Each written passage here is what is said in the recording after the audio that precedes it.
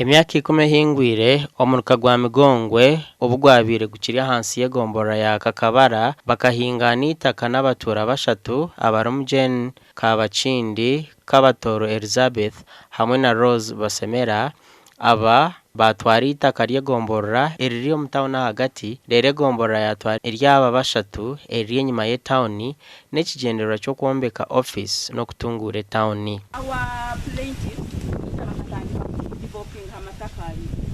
Hata unu hali point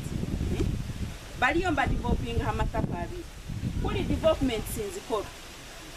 hanu bayizine naho batandikire ku developing now which is which bayimakire kace bahereze kuhingana abatura aba bashatu bakatware gombora ya Migongwe omukoti ubwo ekirika Kabara bajemereza koresa itaka ero bagihire kandi bo eryabo bagumza barukurukozesa otireho no kuguza abantu za poroti okusya hati obukoti ya chenjojo ekinjiro mushangogu yaka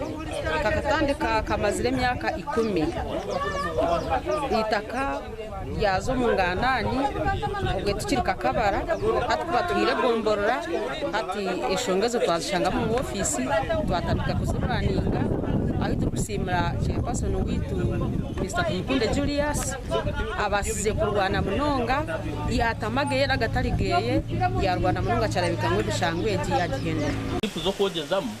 ukusanga uriya yajonjera famu yeyi so okureba no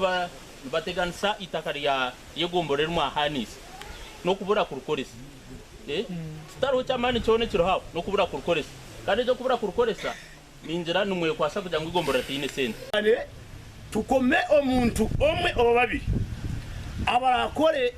omurimo gwo kucoroza sente ezo konde kigombora ryita obacaciro mutwaro muri kayo mushija nyine kano mukazi babagumone tureka ducikiranizeho twego twombe kigombora ayegombora butagira gombora cyo kubanza tsoze sente nyinjo mu kurentinga buri mwaka